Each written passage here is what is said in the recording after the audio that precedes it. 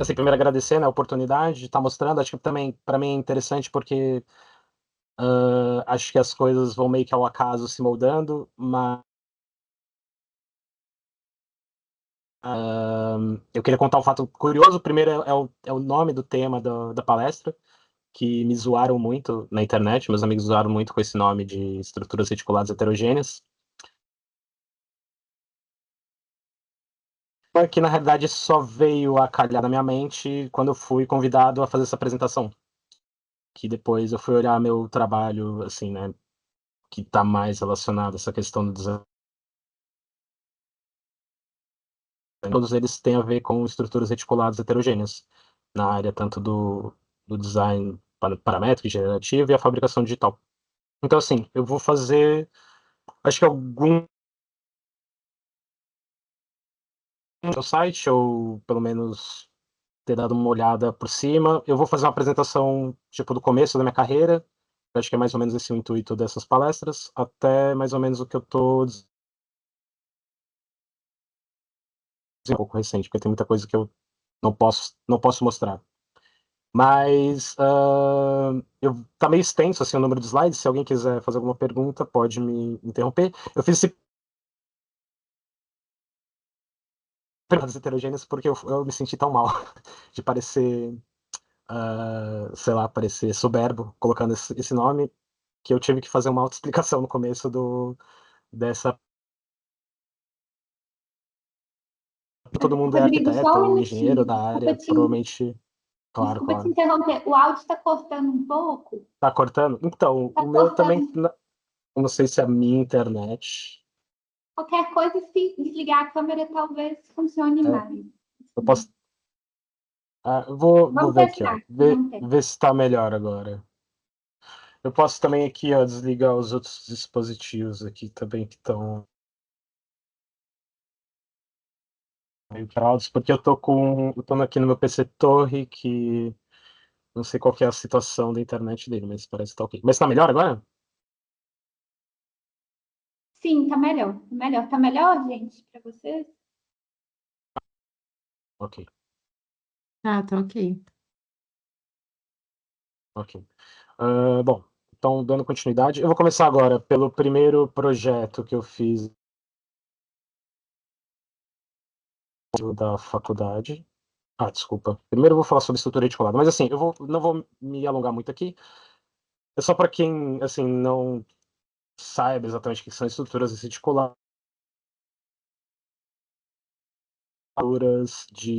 compostas por elementos lineares, né, interconectados. Geralmente são relacionadas na arquitetura como treliços, né? Elas podem ser usadas para lajes nervuradas, né, torres de transmissão. Muitas vantagens relacionadas, né, à alta resistência, o baixo preço, menos material, a distribuição eficiente de cargas, grandes vãos que elas podem suportar. A gente tem diversos, né, referências, né, dessas de arquitetura um pouco mais antiga, ou arquitetura técnica, às vezes, né, e também algumas um pouco mais recentes, né, como a CCTV do OMA, ou assim, eu coloquei essas aqui porque senão ia parecer um pouco antiquado, como se fosse uma coisa muito antiga. E aí a gente também tem essa questão, né, dos nodes, né, dessa arquitetura que a gente pode ver, acho que nem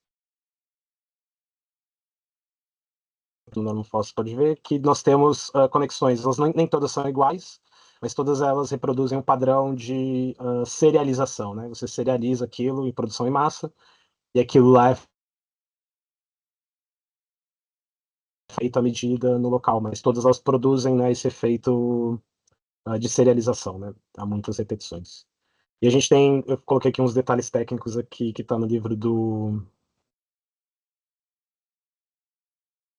das estruturas metálicas reticuladas espaciais, e são esses nodes que a gente sempre vê, né? Tipo na estação do Tietê, ou em outras obras, ou nesses pavilhões, né? De vãos ou estádios, etc. E são sempre essas, ou é aquele perfil metálico achatado na ponta e soldado, ou um perfil metálico soldado em outra placa, ou aquela esfera, né? Iguais. Homogeneidade e heterogeneidade, acho que eu não preciso explicar muito, né? Elas são um antagonismo entre coisas que são iguais e coisas que têm diferentes. E aqui eu trago também que as estruturas reticuladas também estão presentes, assim, na maior parte do mundo material, desde moléculas, a estruturas orgânicas, a ossos, ao mundo animal, ao mundo químico. Então, a estrutura reticulada é um sistema bastante. Parece que é um sistema em que a matéria se organiza no mundo, na realidade, né? E aí eu começo aqui com que é um trabalho que eu acho que é o trabalho que eu mais gosto de todos, assim, é o meu preferido, que foi um trabalho que eu fui convidada pela artista Anaísa Franco para fazer um pavilhão, uma obra de arte chamada Switch Reflection, para o Festival Urb de 2016. Eu tinha acabado, fazia o quê? Um ano que eu tinha saído da faculdade, estava trabalhando dando workshop, e basicamente ela me convidou, porque eu tinha conhecido ela num desses workshops de Grasshopper, para fazer um pavilhão, enquanto ela estava acho que em Miami, e ela precisava fazer um pavilhão, que ela gostaria que fosse uma coisa que remetesse, né, que fossem favas de abelha, e que tivesse um suporte transparente que a gente pudesse participantes, ia ter teve, né, uma impressora de panquecas, assim, uma ideia meio lúdica de convidar as pessoas a entrarem lá, imprimir a própria cara e depois colar, né, ter uma representatividade, que é um local que tem, né, muitas misturas étnicas, né, e também está no fervo ali do centro de São Paulo. Essa primeira imagem é a imagem do processo, é basicamente do processo inteiro, né, que é desde a criação da panelização, a criação do sistema estrutural em si, e depois da subdivisão dos módulos, né, para o transporte, que são esses coloridos, e depois os números de identificação das peças para montagem. Então, um pouquinho. Bom, aqui a gente tem um esquema mais ou menos de como é a obra em si, né? Então a gente tem uma base na calçada, depois a gente tem a estrutura que foi feita com contraplacado marítimo de 15 milímetros e uma cobertura em PETG transparente. Aqui tem uma perspectiva explodida e aqui é o primeiro,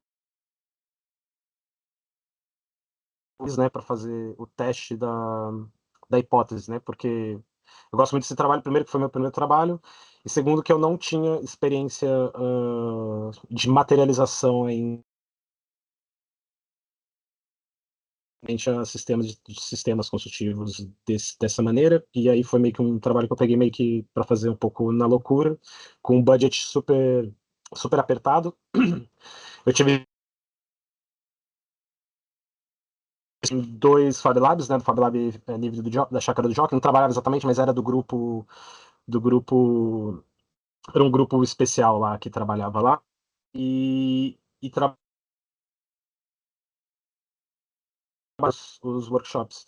Então eu estava ali, assim, no começo do namoro com a fabricação digital, e eu tive essa oportunidade porque o Fab Lab livre da Chácara do Jockey permitiu o espaço deles para montar, e como é um Fab Lab livre, eles também permitiram que nós fizéssemos os experimentos, os protótipos, etc. Então começou com essa situação de fazer o modelo 3D e depois testar. Então esse daqui foi um dos primeiros Rodrigo, só testes, um que era o teste minutinho. do módulo em si. Só um Sim. minutinho. O áudio está cortando bastante. Dá muito? Vamos Então, tentar peraí. fazer um experimento. Assim, gente, se vocês tiverem outra sugestão, talvez você fazer uma chamada É o de seguinte, eu WhatsApp vou e eu tentar. compartilhar o áudio. Pode ser? Vamos tentar? Deixa eu ver aqui se eu consigo no outro computador, Tá. se ele fica. Porque aqui quando eu recebo ele também fica um pouco baixo.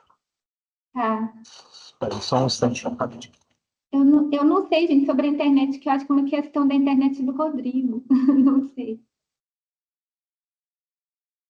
vamos tentar fazer esses arranjos aqui. Qualquer coisa a gente tenta pelo áudio do WhatsApp. Peraí, deixa eu só ver aqui. Não, acho que eu entrando aqui no um outro. Deixa eu ver.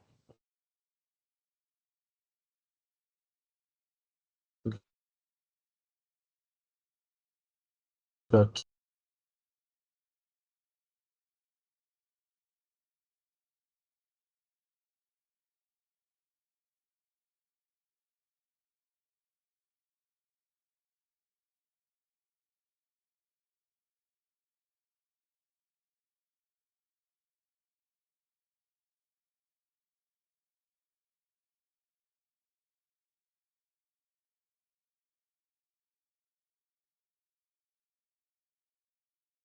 Talvez tá melhor.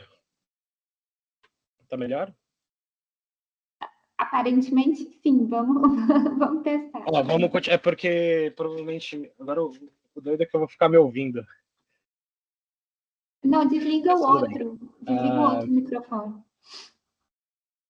Tá, peraí, só um instante.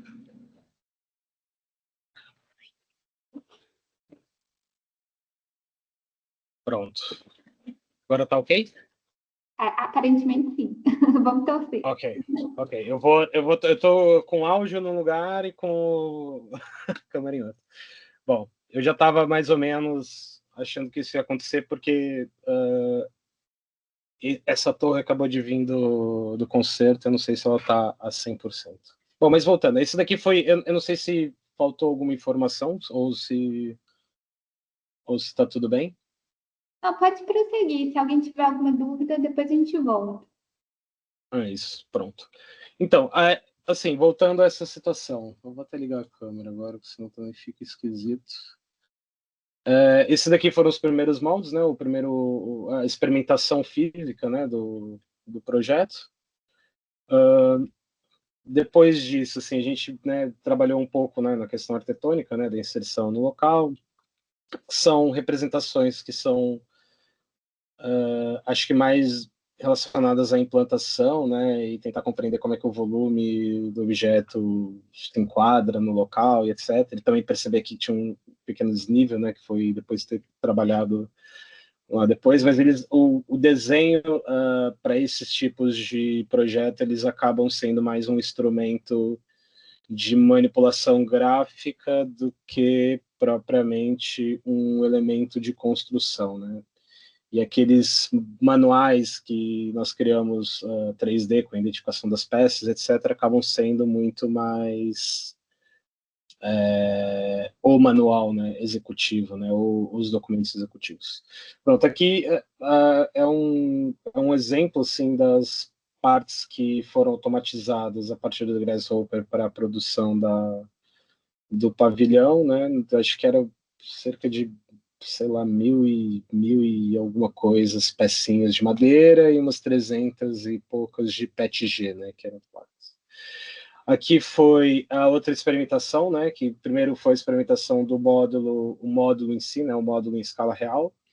A outra experimentação foi uma maquete, que através do Grasshopper a gente consegue diminuir, né, a quantidade de panelização. Fizemos um teste com um MDF muito mais fininho e com muito menos módulos para comprovar a ideia, né, a teoria da casca de dupla curvatura, que é o conceito do projeto, e dos encaixes por pressão, né? Porque ele fundamentalmente trabalha por pressão esse encaixe. E aí depois a gente tinha esses celeiros, que eram literalmente celeiros do Fab Lab Livre da Chácara do Jockey, que foi cedido para nós, que foi onde nós ficamos cerca de, acho que, não sei, 2 semanas, 15 dias lá montando. Eu, o Wellington Conegundes, que é esse arquiteto que está carregando a peça aqui para o caminhão, que ele, sem ele, nada teria acontecido, porque ele tem uma prática, ele foi praticamente o gestor de execução do, do módulo. O Ricardo Ximenes, que era um amigo nosso também, que trabalhava não, visitava o Fab Lab Livre da Chácara do Jockey. E a gente ficou por cerca de 15 dias aí montando. A gente fez essas peças que eram divididas em 15 partes por conta do... Desculpa. Aí aqui é a montagem, né, na Rua Prates, lá do lado da Parque da Luz. Depois a gente tem levado todos os módulos. E aqui o desencapamento das peças de PETG, né, que fundamentaram a parte aqui de construção. Isso daqui já são as fotos dele já construído, né, na noite, algumas horas depois de ele estar totalmente montado, com pouquíssima gente, porque o que foi legal desse festival é que eu acho que dentro de todas as obras, essa foi a obra mais ativada, porque mexia com duas coisas. Um que era, assim, do lado, né, ali do lado daquela rua que vende roupa, assim, que é super cheia, mas a outra é porque você podia ir lá, imprimir a sua cara com uma panqueca, e então você podia comer de graça, então estava sempre cheio e as pessoas gostaram muito. Então, assim, é um trabalho que foi bastante engraçado de ter feito. Isso daqui é a visão de noite, então sempre estava assim, super cheio, com fila. E ficavam essas queridas aqui, que eram umas artistas que pegavam sua foto e desenhavam em cima para impressora de panqueca fazer essa coisa lúdica, assim, sabe? Tipo, era imprimir a sua própria cara, você comia a sua própria cara, e também depois batiam a foto e colocavam na cobertura de PETG. Logo após esse projeto, eu acabei, assim, foi papo de 2 dias, eu acabei vindo para o Porto, visitar meus amigos, e como eu tinha feito Erasmus aqui na intercâmbio aqui, e tinha feito a disciplina do Zé Pedro, que foi um dos portais, né, que me motivou mais ainda a trabalhar com o Rhino Grasshopper. Eu fiz o contato com o Zé Pedro, que estava aqui, que queria fazer alguma coisa com ele, e ele me convidou para a gente fazer um projeto para uma competição aberta, que era o Festival do Mia, de 2017, lá aqui no Porto, em que tinham alguns locais, né, do centro do Porto que eles queriam ativar através de esculturas que brincassem com a paisagem, com a luz, etc. E aí a gente acabou fazendo um projeto, e acho que essa parte engraçada daqui, que é mostrar qual foi a nossa primeira proposta, né? Essa daqui foi a nossa primeira proposta para o concurso, né, que foi escolhido, no caso, que era uma proposta super complexa e talvez pouco realista, com um padrão de azulejo assim muito mais colorido, etc.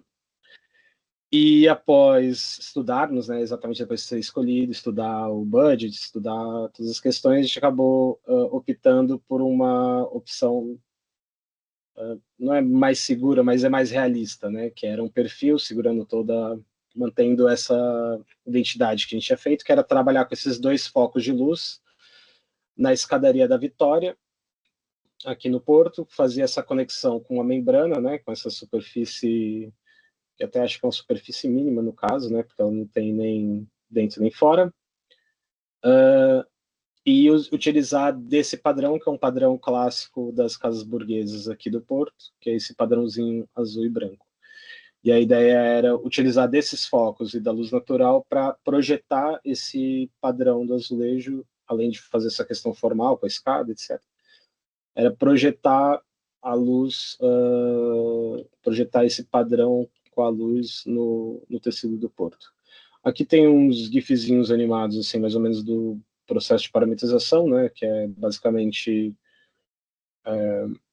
são 2 wraps e depois brincar com a panelização deles e depois jogar o canguru para fazer uma membrana, né? E depois tem aqui a parte da planificação da instalação, né, nos quadradinhos que foram lonas cortadas a laser, que foi um dos principais desafios do projeto, foi encontrar um fornecedor que fizesse esse projeto aqui, porque aparentemente é um problema um pouco de Portugal achar fornecedores que façam coisas não convencionais, né, projetos não convencionais, até que apareceu um senhor que chamava João Maria e ele ficou interessado e veio ter com a gente já com os testes das lonas cortadas e ele resolveu todo o nosso problema. Além disso, nesse projeto havia uma coisa que era bastante difícil e que foi resolvida de uma maneira que parece muito rebuscada, mas foi bastante simples, que é, por se tratar de uma escadaria muito antiga, a gente, por mais que a gente fizesse esse processo aqui do levantamento métrico do local, a gente nunca conseguia pegar os spots exatos em que a gente poderia pendurar a instalação. E também algumas irregularidades que poderiam vir a conflitar com a escultura. Então a gente foi lá e bateu uma série de fotografias e fez uma nuvem de pontos que resultou assim absurdamente bem e que fez com que nós conseguíssemos identificar os pontos que poderíamos fazer a fixação dessa escultura. Então a gente tem uma foto de nós lá no antigo DFL, né, quando era ali na praça, não vou lembrar o nome da praça, mas ali perto da Cedo Feita, a gente montando aqui os módulos de lona e depois a montagem in loco, que foi uma aventura, porque tinha andaime, tinha um monte de situações, mas acabou correndo tudo bem. E aqui nas fotos a gente consegue ver assim que funcionou a questão da projeção do padrão de luz no chão, até mesmo de dia, que era uma coisa que nós não esperávamos muito. E aí, logo após esse projeto, eu comecei, assim, depois de um período, voltei a fazer, depois de algumas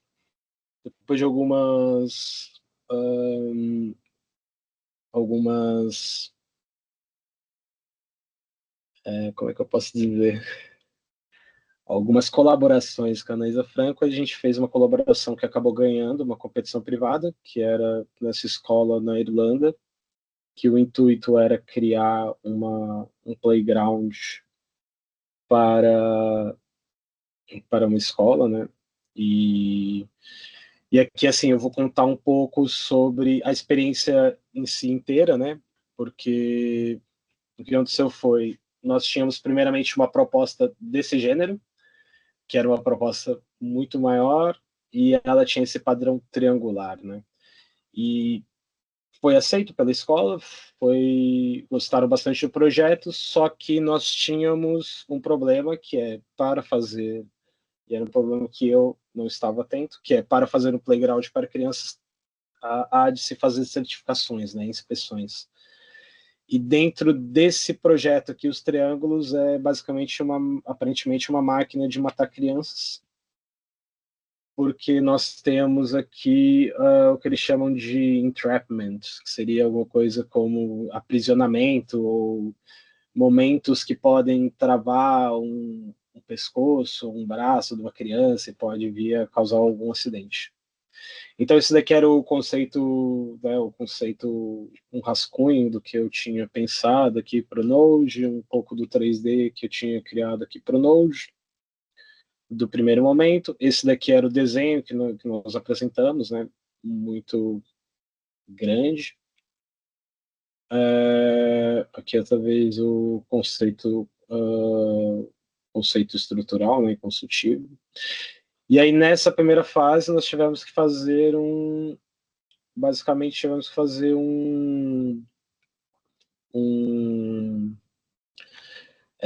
como é que se diz, essa consultoria com um especialista da ROSPA, que é a empresa, é uma das empresas que fazem a inspeção, né, para playground e habilitam um playground ser utilizado em escola por crianças.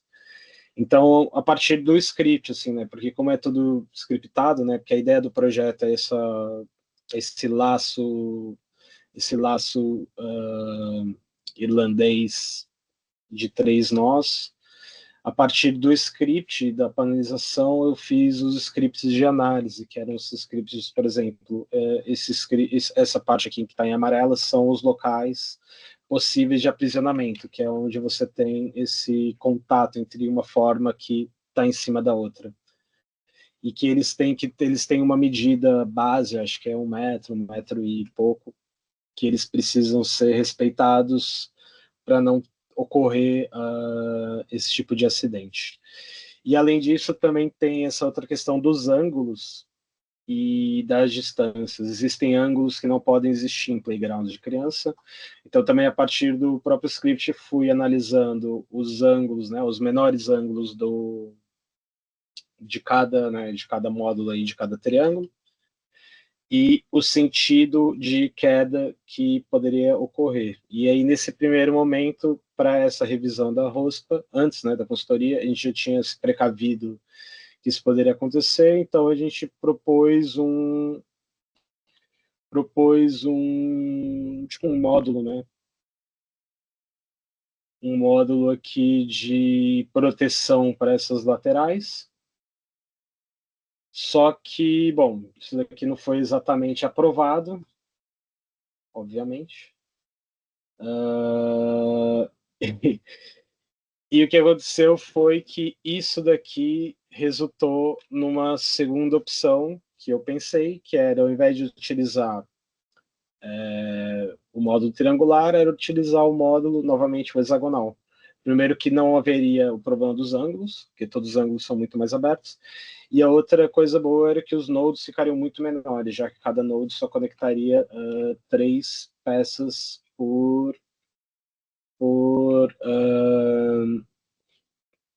3 peças, né, cada node.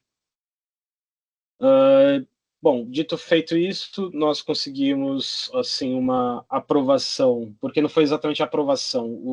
O senhor que estava fazendo a consultoria para nós, ele disse que era uma boa ideia e que isso resolveria basicamente todos os problemas. E aí, dito isso, nós começamos a desenvolver o projeto em si de execução.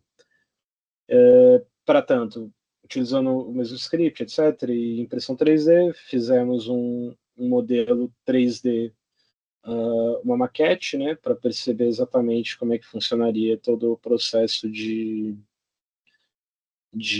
montagem, né.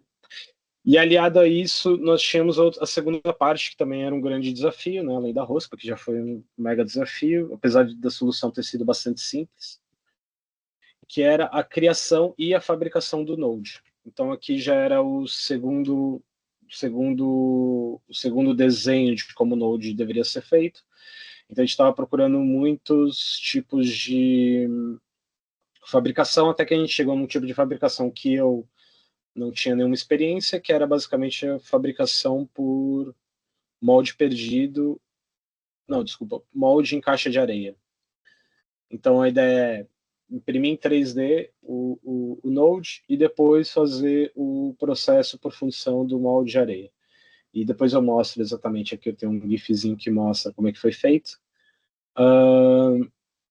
E aí esse foi o primeiro desenho do Node, que eram 2 partes, se conectavam. Depois eu fiz aqui esse detalhamento um pouco maior, porque nós íamos trabalhar com ferro, isso daqui ia ser um tipo de ferro, outro ia ser outro ferro, então tinha que ter alguns tipos de proteções para não haver ferrugem e oxidação, de acordo com a oxidação desses 2 ferros.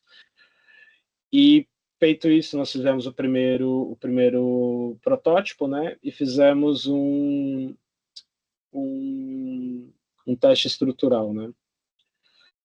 E aqui a gente tem algumas imagens do primeiro Node sendo testado estruturalmente. Ele, evidentemente, que nós testamos até o ponto de ruptura, para ver qual que é o nível de carga que ele aguenta. Ele estava assim, ele até funcionava ok, só que o problema é que ele deformava nessa lateral, que era uma coisa que não deveria ocorrer. E aí, dito isso, nós viemos com outra solução, que era, ao invés de fazer um Node que recebia, né, o tubo dentro, um Node que encaixasse por dentro desse tubo, que foi a solução final. Essa daqui são as peças finais, né, do projeto, impressas em 3D, em PLA, lá em Barcelona. Essas são as peças fundidas depois do processo de caixaria, e essas são as peças já acabadas, né, com a pintura de epóxi, se eu não me engano. E esse daqui é o processo, né, do molde em caixa de areia, né, que é basicamente você coloca a peça, faz com essa areia que tem uma consistência bastante plástica, e você basicamente faz um molde na areia, abre um buraco para a entrada do líquido fundido, e você faz a fundição dessa peça, e depois você tem que tirar, evidentemente, o que a gente chama de gisto, né, na joalheria, que é o cabinho, né, que fica a peça 3D.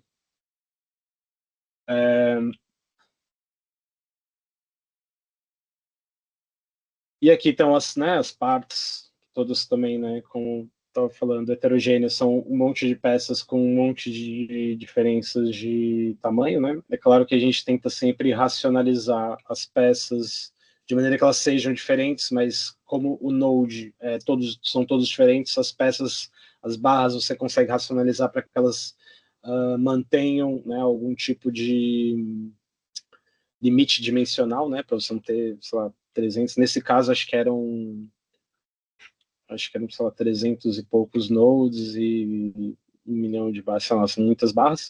Aqui também as peças de apoio, né, feitas em ferro não, acho que em alumínio. E depois aqui, é isso, são 356 nodes e 472 tubos de ferro, são todos de ferro, é isso.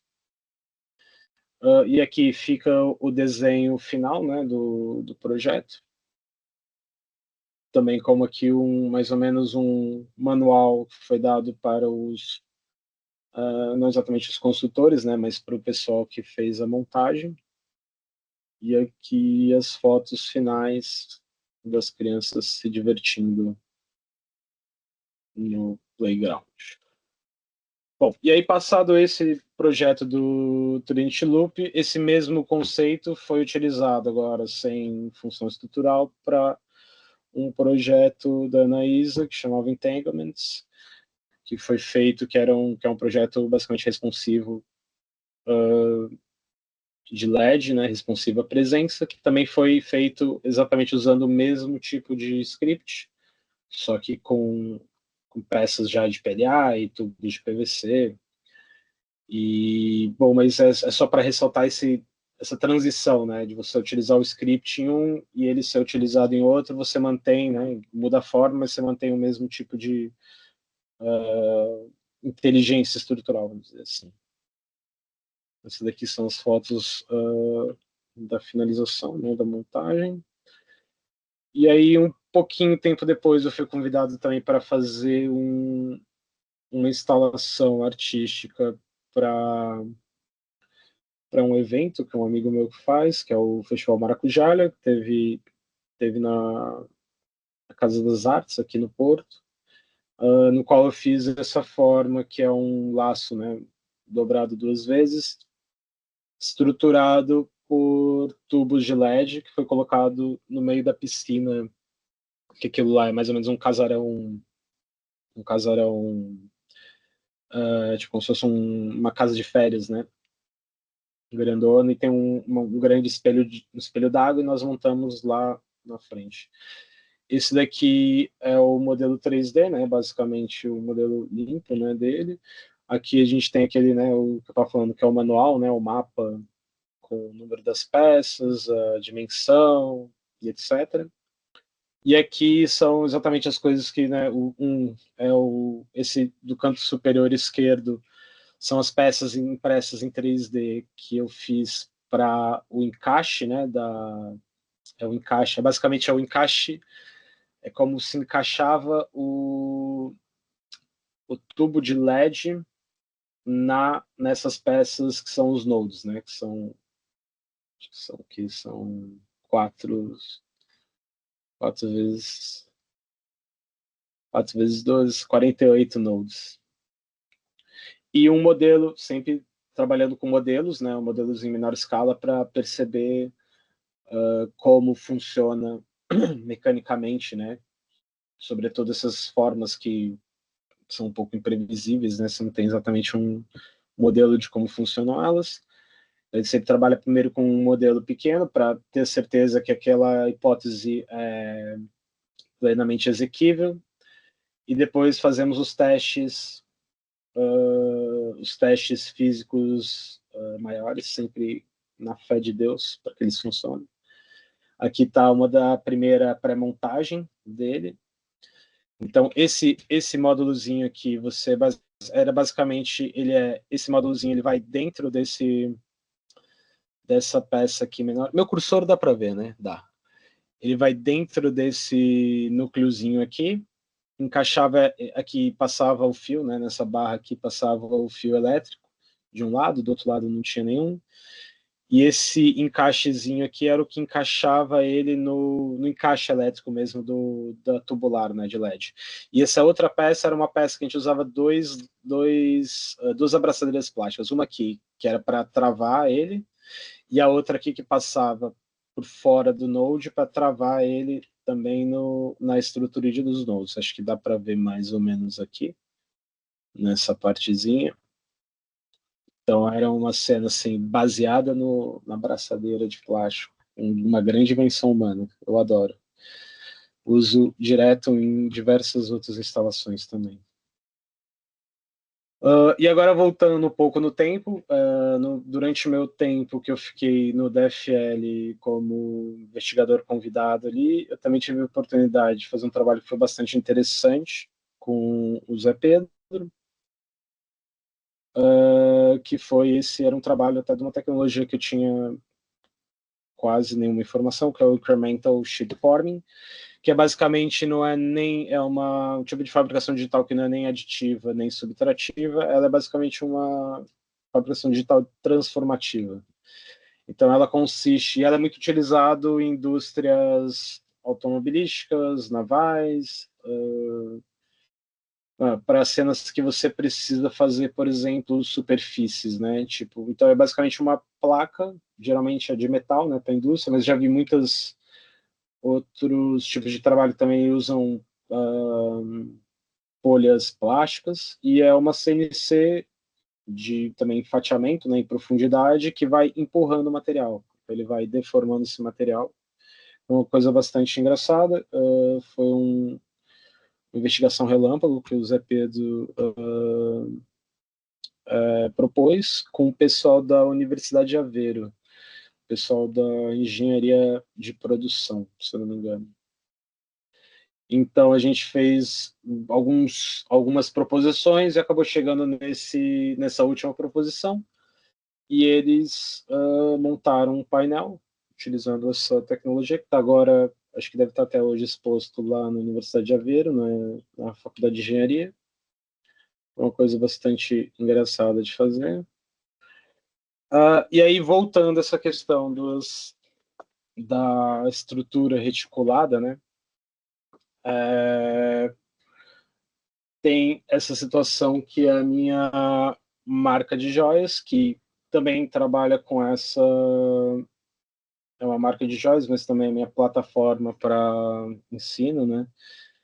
Que também trata dessa relação com estruturas reticuladas e parametria e fabricação digital, porque é basicamente uma marca de joias, assim, todas as joias feitas são estruturas reticuladas, todas elas são feitas a partir e sobre a linguagem digital, tanto esteticamente quanto na questão material, porque por serem estruturas entruncadas, né, e muito pequenas, elas só podem ser produzidas a partir da impressão 3D, que é a plataforma que eu uso, que é a impressão 3D em estereolitografia, que é a Formlabs, basicamente, com resina,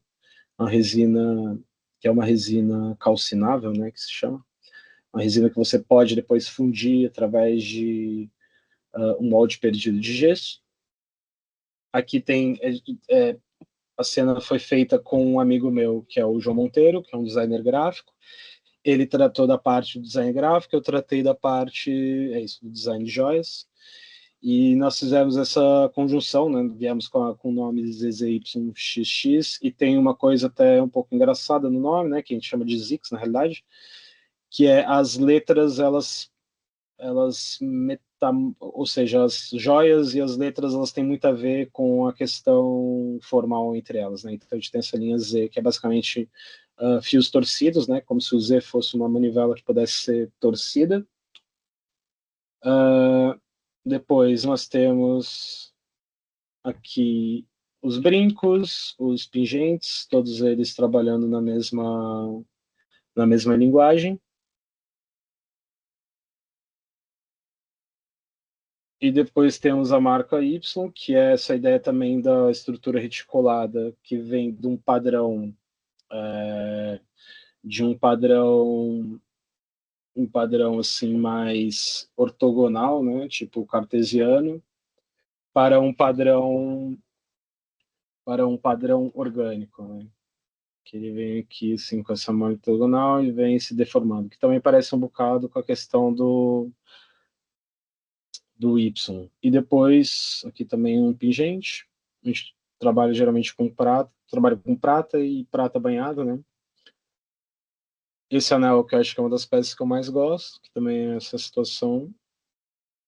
E depois vem a linha X, que também essa é a também metamorfose, porque é uma treliça, né, baseada no X, com umas fitas de Möbius aqui, e que o Möbius também ele é todo replicado nas outras peças. E agora, voltando agora ao momento específico que eu estou, vou começar a apresentar um pouco do que é o meu trabalho na MASLab, que é onde eu trabalho atualmente como especialista paramétrico. Então eu trabalho lá assim como arquiteto urbanista, mas também trabalho criando ferramentas de automação com Grasshopper para processos, tanto de análise, simulação ambiental, automação de fachada, automação de elementos arquitetônicos e modelagem de complexidade. Eu não vou mostrar todos os projetos, assim, evidentemente, que a gente teve, mas vou mostrar alguns que mostram uma parte do que é feito lá. Esse é um projeto que nós fizemos para Monte Pedral, que foi contratado pela empresa da Mota-Engil. A Mota-Engil acabou não entrando nesse concurso, então foi um projeto que acabou não entrando, mas é um projeto que eu trabalhei especificamente para fazer um processo de automação de interação dos fachados, né, à medida do Rhino, né, então nós fizemos muitos testes de fachada, porque o projeto é uma moradia de habitação a custo acessível, e, portanto, também tinha que ser uma obra que fosse construída rápida e fosse mais barata. Então, a gente estava trabalhando com a Mota-Engil nessa questão dos módulos pré-fabricados. E aí, a medida em relação à arquitetura era um desafio, porque nós já tínhamos um plano de pormenor já aprovado, que é esse volume preto que vocês veem na imagem. Ele já tinha sido aprovado e nós tínhamos que basicamente trabalhar dentro desse volume e colocar o máximo de unidades possíveis. Eu não trabalhei nessa parte. Como eu disse, a gente estava dividido aqui entre o pessoal que estava trabalhando a nível de plantas, né, que era o José Queiroz, o José Girão e o Gabriel Gaspar. O time que estava trabalhando com os modelos BIM, porque a ideia era fazer o modelo BIM para a Mota-Engil orçar e também um pouco a nível de compatibilização com engenheiros para orçar o valor global dessa obra. E eu e o Lorenzo, que fizemos o estudo da fachada e dos módulos que nós íamos utilizar dentro desse projeto. E eu que depois fiz uma coisa que foi um bocado inédita para mim, porque eu não sou exatamente um usuário de Revit, mas que é utilizar o Rhino Inside, né, para extrair as informações do Grasshopper diretamente para famílias no BIM e já criar em si já pelo menos a fachada por completo. Isso daqui é mais ou menos o resultado do que foi, né, a isométrica do resultado, né, uma pequena perspectiva aqui feita pelo Barbar. Isso daqui também é outro render, assim, mais ou menos da visualização do projeto. A ideia era utilizar, né, esse desenho aqui muito bonito do que o Lorenzo fez, dos modelos pré-fabricados sendo construídos. aqui foram os modelos finais, né, já com a representação de alguns elementos um pouco a pormenor, né, como o store, o isolamento térmico, a guarda, etc. Mas esses aqui foram os elementos bases que a gente conseguiu fazer, baseado também na lógica, né, de encaixe que tinha os elementos. Então a gente tinha aqui praticamente uns 5, 6 módulos. Aqui alguns outros renders do nosso projeto, e aqui basicamente o processo em si, né, que foi feito, que esse daqui era a massa, né, a massa do projeto, né, o volume. Do volume, a partir do Grasshopper, era fazer a panelização, né, ou seja, dividir esses módulos para conseguir, né, inserir essas famílias. Esse processo de fachadismo tem outros projetos que nós trabalhamos aí acho que vou apresentar mais um que também utilizou essa lógica, mas para cada um existe uma lógica de entender. No caso dos pré-modulares, tem que haver uma lógica de você encontrar aqui qual que é o módulo esquerdo, o módulo direito, onde você vai colocar os juntas, ou ou outra lógica de você encontrar qual que é a razão do tipo de família que vai em cada parte. Depois, assim, da modularidade, tinha essa parte de identificar o que é cada função do programa dentro do projeto. E depois tem essas linhazinhas coloridas, que basicamente são as linhas com as informações como key values dentro do Grasshopper, que vai para o Revit para aplicar as famílias, né, que você modela as famílias, né, as fachadas, os blocos, né, de fachada de famílias você modela no Revit, e essas linhazinhas são as linhas que já tem a direção, já tem o tipo de família que vai ser utilizada, elas são aplicadas diretamente no Revit. Aqui também os processos que nós fizemos um pouco de automação também para tirar as fachadas e sombras, etc., no Rhino, com o Grasshopper. E aqui mais umas imagens dos Barbar. Vamos deixar uma pracinha. Alguém tem alguma dúvida? Eu estou falando há muito tempo sozinho aqui, eu não sei se está tudo bem. Alguém consegue dar um salve? Rodrigo, pode continuar aí, no final a gente faz a sessão de perguntas. Pode ser, Tá gente? bom. Alguém? Claro. Não, Não, é só porque eu tô... eu ia falar isso aí mesmo, que eu concentrei minhas dúvidas aqui para o final, tô anotando. Tá bem. Tá bom. Bom, e aqui agora nós temos um outro projeto, né, que foi um dos projetos mais recentes, acho que foi o projeto mais recente, que foi um projeto para a Faculdade de Matemática e Física, lá em Genebra, na Suíça, que foi uma competição de 2 fases, que nós ganhamos segundo lugar. E basicamente foi isso, né? Com o Duarte, eu basicamente trabalho majoritariamente com o Duarte, né? Que é um dos sócios da Maslav, que ele era o sócio encarregado.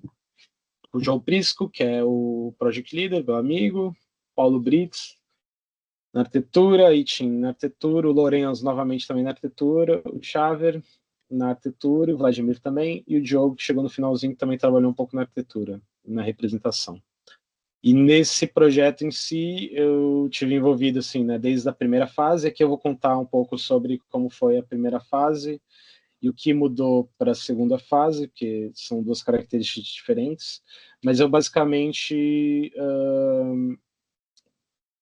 fiquei encarregado dessa situação também de automação do 3D, que é basicamente uma automação da modelagem em si, para fazer diversos testes de fachada. Aqui tem, no começo eu vou mostrar mais ou menos uma centelha das milhares de fachadas que nós fizemos para testar como iteração. E a iteração, sim, também a nível de volumetria. Então, é pegar uma volumetria, aplicar essa fachada e já ter aquele teste para estudar como é que fica. Porque esse projeto em si foi um projeto bastante gratificante ter trabalhado. Gosto muito dele, mas ele também era um projeto muito difícil. Primeiro que ele é um programa extremamente extenso e um programa numa área muitíssimo pequena, o que fazia com que ou o edifício ficasse super pesado e um pouco mais baixo, ou fosse uma torre. E por se tratar de uma faculdade, era uma coisa um pouco conflitante, né? Trabalhar com torre, como é que fazer esses espaços, mas acho que a gente teve um resultado sensacional. Foi uma pena não termos ganho no primeiro lugar, até porque, na minha opinião, quem ganhou o primeiro lugar era um projeto, assim, aparência muito menos agradável que a nossa. E eu trabalhei com essa situação da automação do 3D, também da arquitetura, né, do desenvolvimento do conceito, mas também no conceito, e sobretudo no conceito, na realidade, na análise e na simulação ambiental, de maneira a constituir tanto o argumento construtivo quanto também vamos dizer assim, a silhueta ou o argumento de fachada, né? Vamos dizer assim, o argumento de fachada e o sistema que compõe o projeto. E também fizemos um outro truquezinho, porque e acho que assim, na arquitetura também é um bocado engraçado isso, que pelo menos eu sinto isso, que eu não estou, por exemplo, trabalhando com esses tipos de instalação, de arquitetura, etc., que são uma coisa muito mais, né, muito mais livre, com menos restrições, né? Não tem licenciamento, não tem engenheiro, não tem cálculo de carbono, não tem, sabe, não tem 1 milhão de coisas que você tem que colocar em cima, não tem escada de incêndio, não tem não sei o quê. E quando você vai trabalhar com esses tipos de projeto, o Grasshopper acaba sendo uma ferramenta que dá um diferencial muito grande a nível de velocidade, tanto de iteração quanto de resultado, ou na qualidade do resultado, ou na precisão que você faz as coisas, ou até mesmo, como é nesse caso, na construção do argumento, né, baseado em dados, né, na construção do argumento para um propósito, né, para um conceito arquitetônico. Isso daqui são as imagens da primeira fase, e a primeira fase nós passamos, né, e depois fomos para a segunda fase. Aqui a gente tem aquele esquema básico, né, de análise bioclimática com Ladybug, então a gente tem aqui a análise de temperatura, um gráfico de conforto térmico, depois aqui um gráfico que que mostra, assim, baseado aqui, né, no gráfico psicrométrico, tenho um pouco de dificuldade de falar esse nome, que é basicamente um gráfico que une temperatura, umidade e pressão atmosférica, e ele consegue dar aqui, né, o que a gente chama de o polígono de conforto. Então, o que você vê aqui no gráfico psicométrico é basicamente a distribuição das horas do ano de acordo com a temperatura, que é essa linha de baixo, a pressão barométrica e a taxa de umidade. E isso daqui, as cores, quer dizer a distribuição, né, da quantidade de horas, né? Quanto mais vermelhinho, maior distribuição. Então aqui, ó, muito frio, pressão barométrica baixa e uma umidade relativa mais ou menos alta, que é Genebra. E depois ele te dá onde está distribuído o polígono de conforto, né? E te mostra a quantidade de, né? Aqui dá até para ver aqui nesse gráfico a quantidade de horas, ou isso, quantidade de horas, basicamente, que você tem um conforto térmico bom.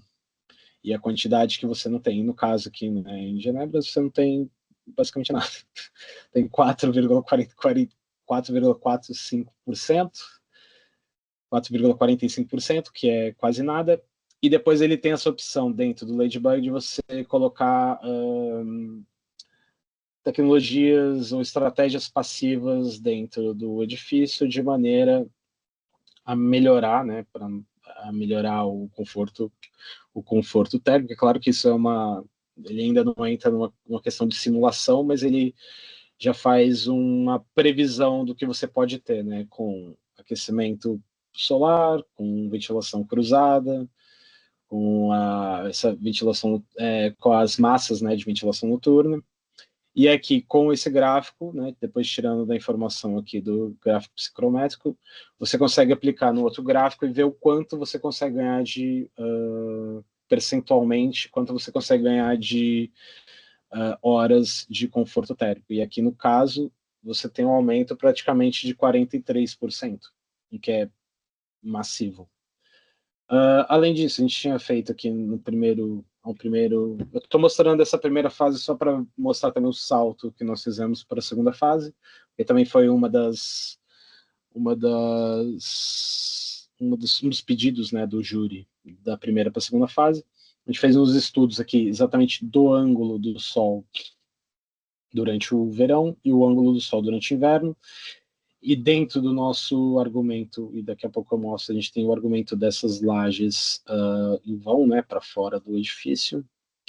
Era bloquear a radiação, né? Esse daqui é o domo de radiação benéfica e maléfica. E aqui mostra que a maior parte, né, dos maléficos, assim, a parte do ano que você, né, os ângulos solares dos dias e das horas que você não quer que entre no seu edifício.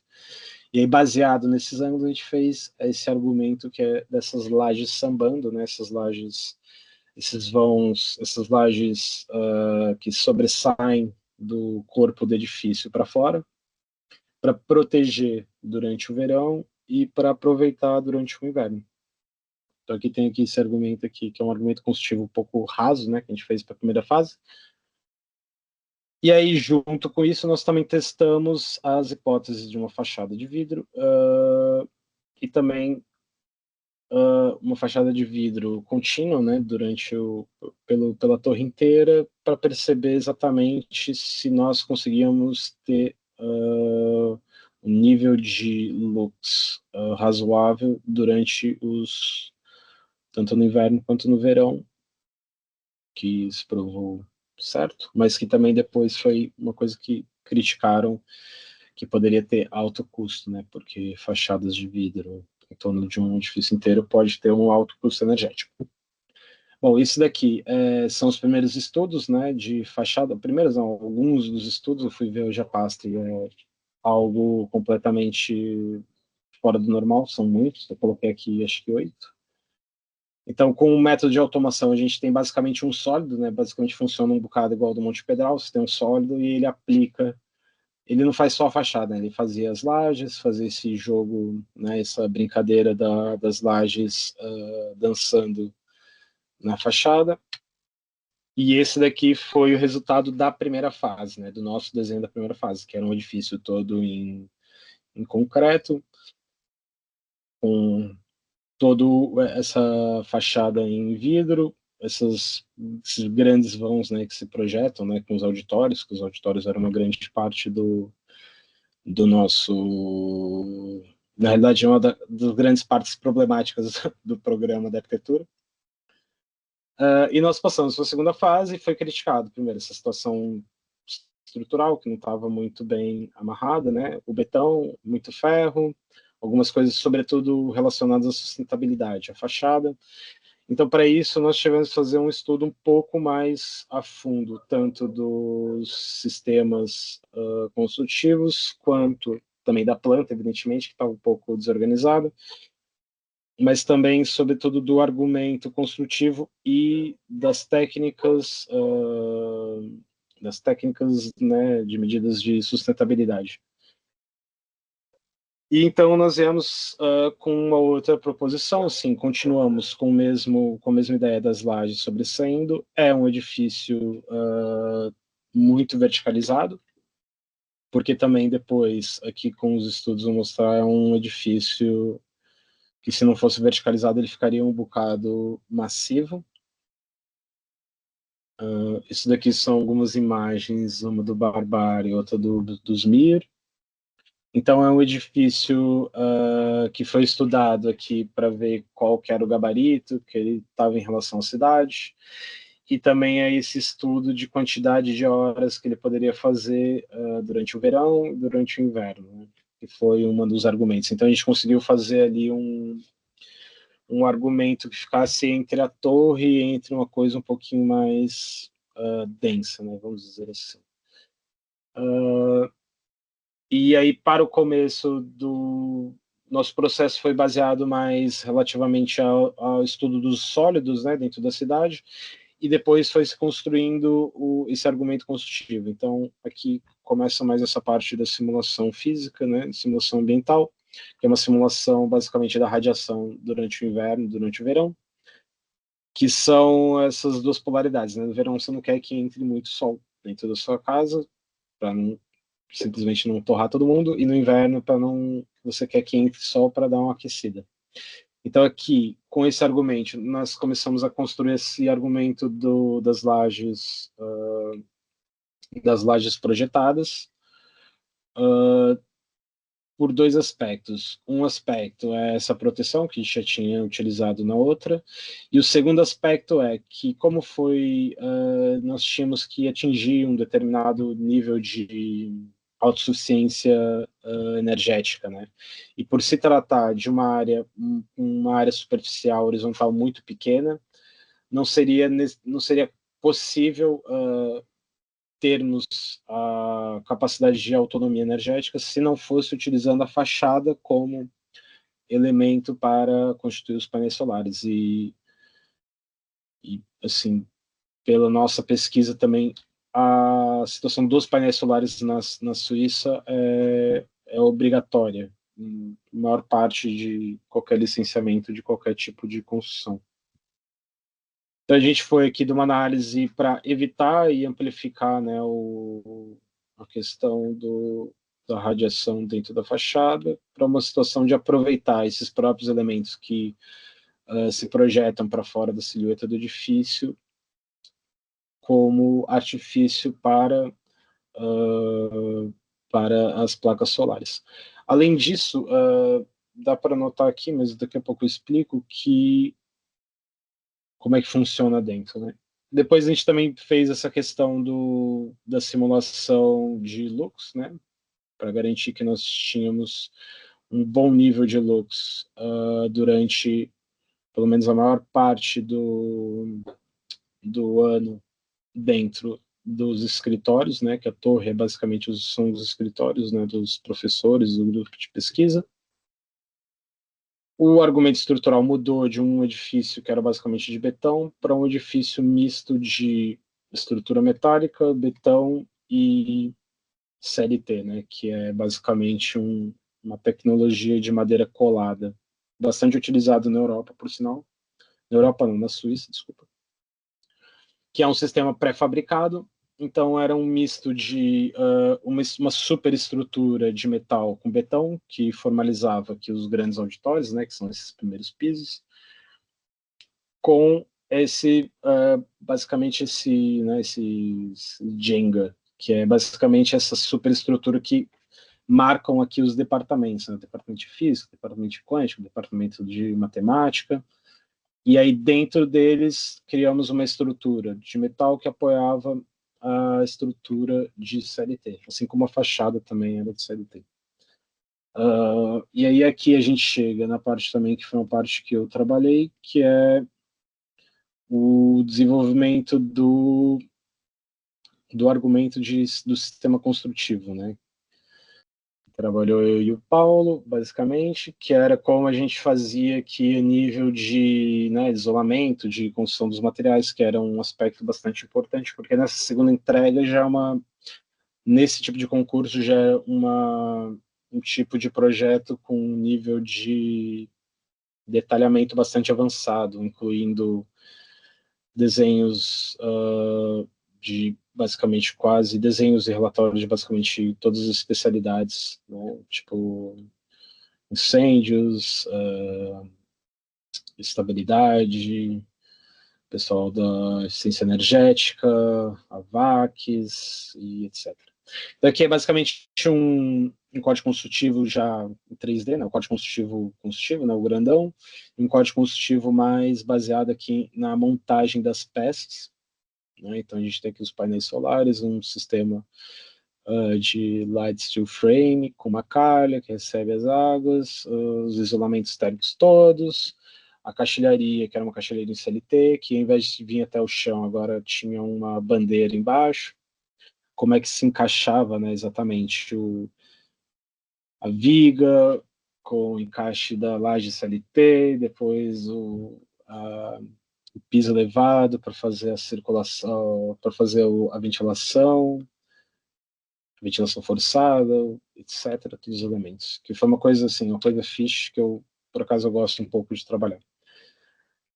Além desses argumentos, também foi trabalhado, e aí aqui eu entro nessa questão de que eu acho que também é um grande trunfo desse projeto, que foi uma análise aqui das rosas do vento, em que consegue-se perceber quais são as direções de alta pressão e as regiões de baixa pressão dentro do contexto que ela se insere.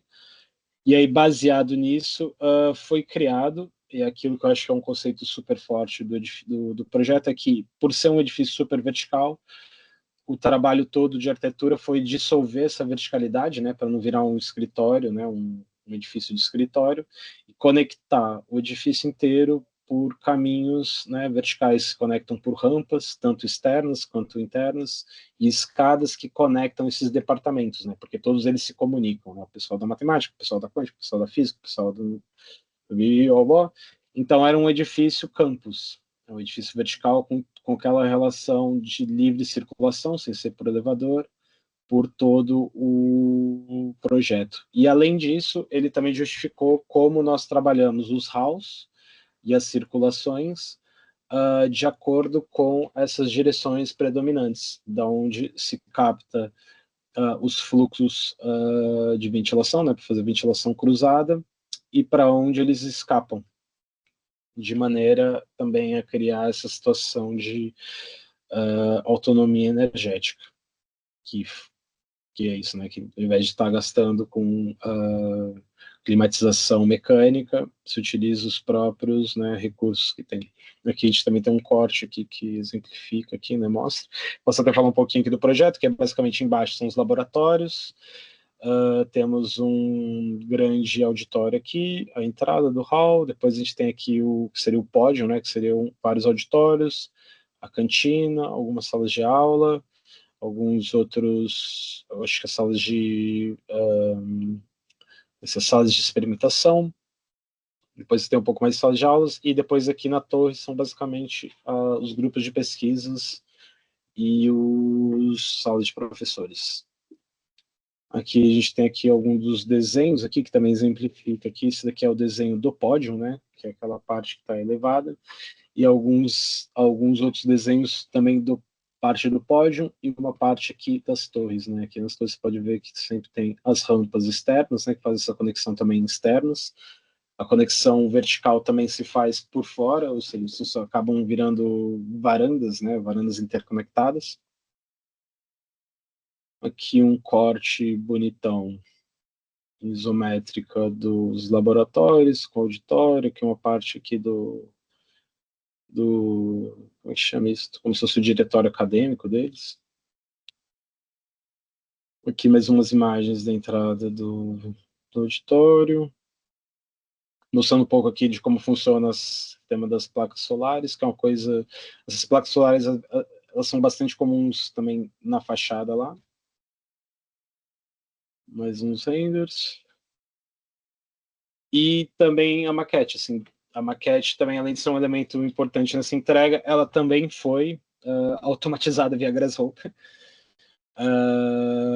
Nós trabalhamos com a Mac3, que é uma empresa suíça de maquetes, e assim, antes da gente determinar qual seria a tecnologia que nós iríamos utilizar, fizemos alguns testes para ver como é que era a impressão 3D deles e como é que era a laser.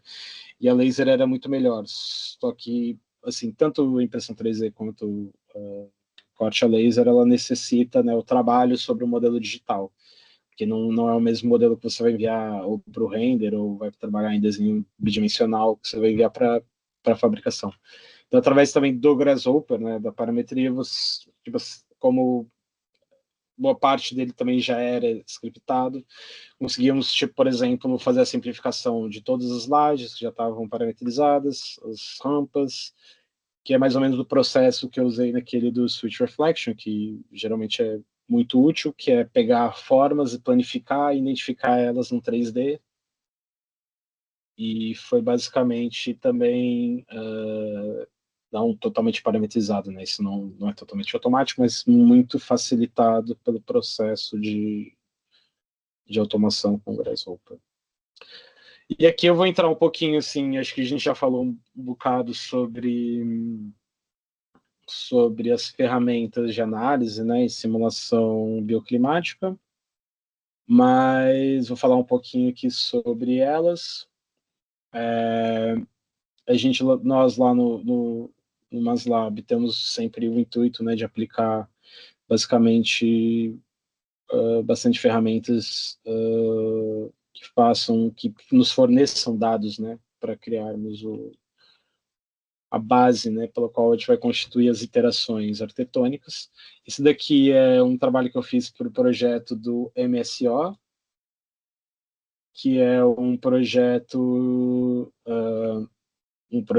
de escritórios aqui em Matosinhos, que basicamente eu fiz uns estudos, né, acho que foi no começo, assim, de quando eu entrei lá, são estudos basicamente de como a gente poderia inserir esse tipo de análise dentro do projeto. Aqui a gente tem uma análise básica, né, de caminho solar durante o verão e durante o inverno.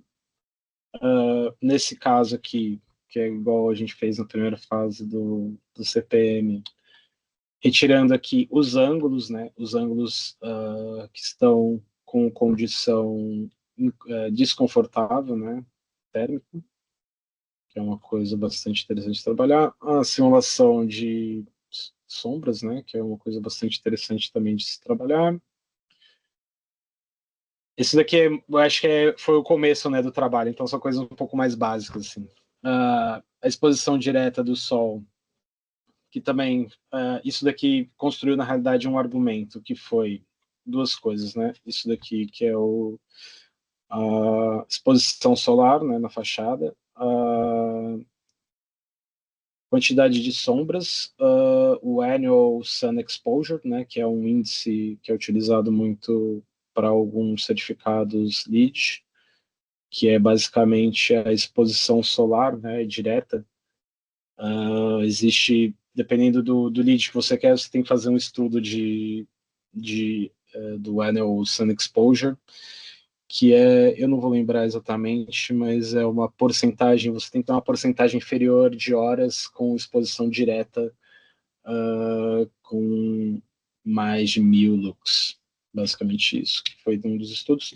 Mas a ideia toda foi, isso daqui eram argumentos para a gente começar a perceber como é que funcionava a radiação na fachada, e como que nós poderíamos aproveitar, né, a boa radiação e evitar a má radiação. Então, aqui nesse tipo de análise nós conseguimos ver, assim, né, sempre mais ou menos a oeste ou sudoeste, temos, assim, mais radiação, e também, assim, varia sempre em relação ao contexto urbano, né, dependendo dos gabaritos dos edifícios, etc.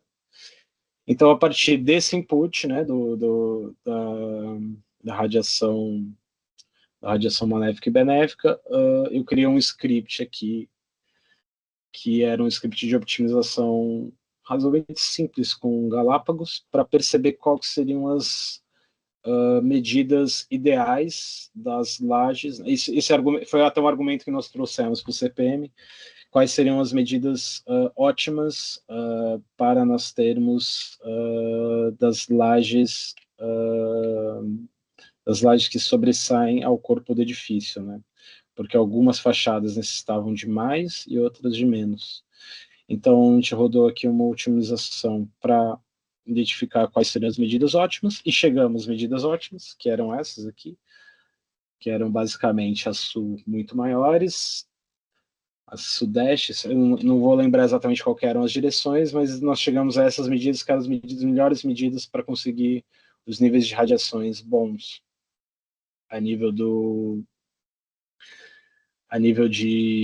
na realidade, isso daqui foi baseado em diminuir a radiação maléfica. Quais eram as melhores medidas? Chegamos nessas medidas, e aí depois disso nós também entramos em outro tipo de otimização, que era uma otimização de um brise soleil, que permitisse a entrada, né, a visibilidade, mas que bloqueasse a radiação maléfica. E aí, para isso, ao invés de usar o Galápagos, tive que usar o Alacei, que é um otimizador evolucionário também, só que o Alacei você pode colocar mais de um fitness, né? Não sei se vocês já estão um pouco acostumados com os otimizadores evolucionários, mas é basicamente um sistema que você coloca um valor numérico para ele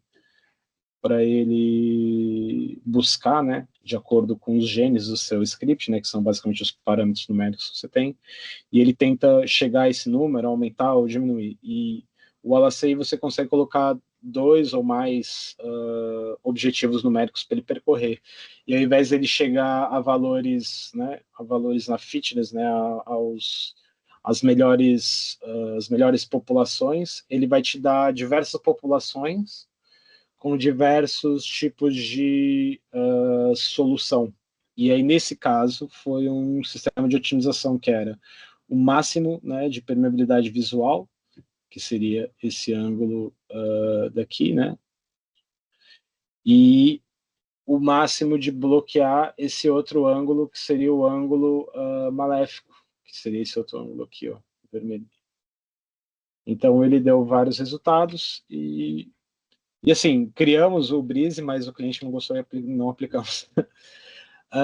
E além disso, também criei, assim, são diversas ferramentas, são ferramentas que a gente usa mais a nível dos estudos iniciais, são ferramentas de massing, né? De você criar os volumes, né, estudos de massa de acordo com mais ou menos uma lógica que nós temos lá no MASLab, que são tipologias, né? Tipologias lineares, tipologias em quadra, tipologias perimetrais, tipologias em grelha, tipologias em, sei lá, em xadrez.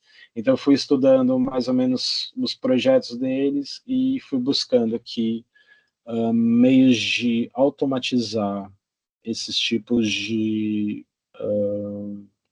conceitos formais de maneiras muito simples, né? No caso, esse daqui é tipo um linear, então é basicamente com 3 curvas e uma topografia, ele já vai aplicar de acordo, né, com a quantidade de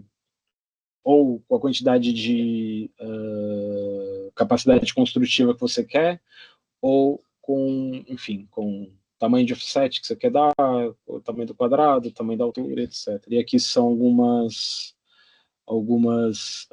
esse daqui é basicamente uma tabela que é os tipos, né? Esse daqui é a versão voxel, que é basicamente aquele Tetris, orgânico 1, orgânico 2, o Sharp, né? O quinas secas, e aqui são os tipos de como é que ele vai trabalhar em altura, né? Se é tipo a mesma altura, se é heterogêneo, né? Que você vai manipular com cada um com um slider, ou se é um atrator que cria essa altura, ou se é um atrator que vai inclinar, né? Cortar esse sólido.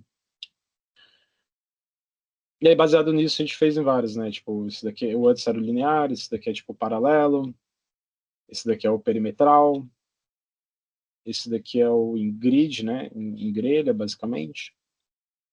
Todos eles servem tanto para automatizar o processo que já tem no escritório, quanto também para retirar as informações de capacidade construtiva, né? Então, são coisas que são bastante relevantes nesse primeiro estágio, que é você ver a forma do projeto com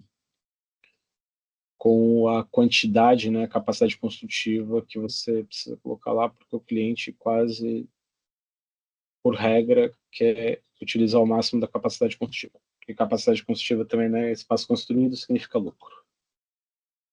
Depois a gente tem alguns outros scripts assim, mais básicos, que é muito utilizados, né, tipo automatização de topografia, que é bastante útil, né?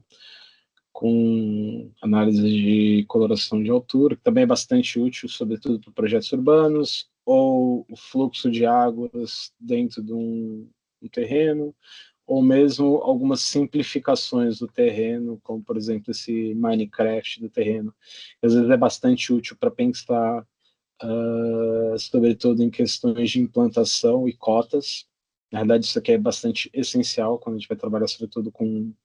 Basicamente, quase todo projeto, ainda mais em Portugal, é um terreno um pouco mais acidentado, né? Raras exceções. Bom, aqui, só para terminar, mais ou menos, terminando aqui a apresentação, tem umas imagenzinhas. Isso daqui também é de um workshop muito antigo, são dos workshops de Grasshopper que eu ministro. Recentemente eu fiz o ART da McNeil. Estou esperando agora a avaliação do meu tutorial.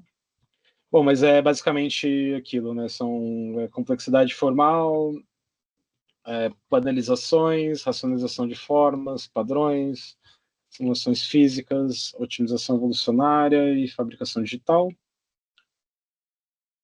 Recentemente eu também fiz um workshop de joias, que foi bastante divertido. Acho que foi o primeiro workshop de joias que eu fiz, e foi um workshop que é muito menos extenso do que o workshop de Grasshopper, e se calhar bastante divertido, porque é um workshop que você aprende Grasshopper de uma maneira um pouco menos descompromissada para a criação de uma peça para si mesmo, e nós tivemos resultados assim absolutamente incríveis, na minha opinião.